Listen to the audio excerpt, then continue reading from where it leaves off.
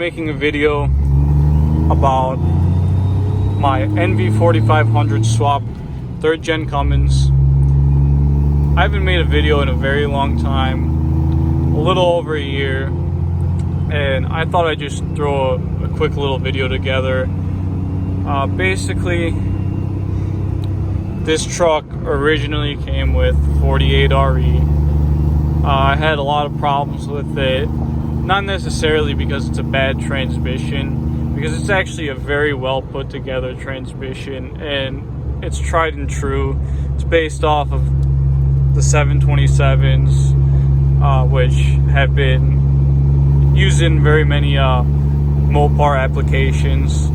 So I'm not by any means trash talking the 48REs or any Mopar transmission.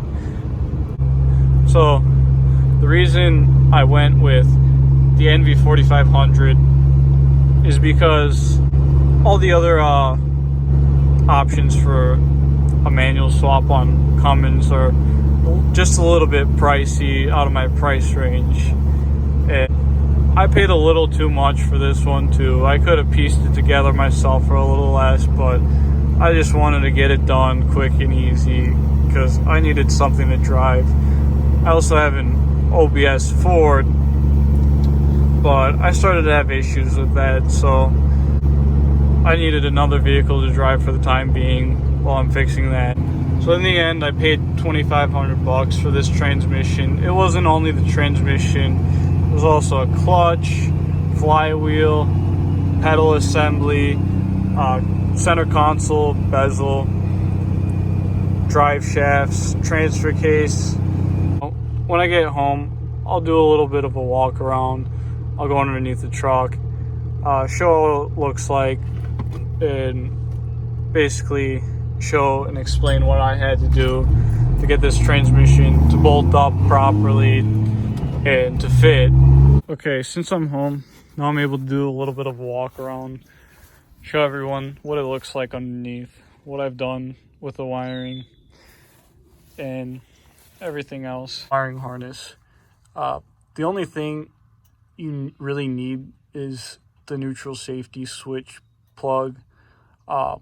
You need to figure out which wire to ground so the truck's able to start, or wire it to your neutral safety switch on the clutch pedal. Now, I didn't do that. I just went with grounding the wire. If you can see up there, which you can't really see much, but there's basically not a lot of room up there. So when you're putting this transmission on, you're definitely going to need to take that shift tower up there off so it could clear the little hole you have to cut out for the floor, or else the shifter will get caught up on the floor and it'll bind and you won't be able to push it up in there. Also, you have to make sure that your transfer case is splined properly to mate with this transmission. It's different for the 48REs. I believe it's a 25 spline for the NV4500s, and also all the manual transmissions will have the same spline. So if you already have a manual transfer case or a manual transmission spline transfer case, you have nothing to worry about. But if you're going from your regular 48RE spline, you're gonna have to change that over. For this slave cylinder, you'll just need to loop it around and have it up against the firewall, because that's where it bolts to. The master cylinder push rod will be clipped to the back of your clutch pedal, and you'll just have to slide this through and have that rod clipped on there. Now, I recommend sliding this little pivot rod out towards the throttle pedal side, so there's a little bit more room here and it's easier to access.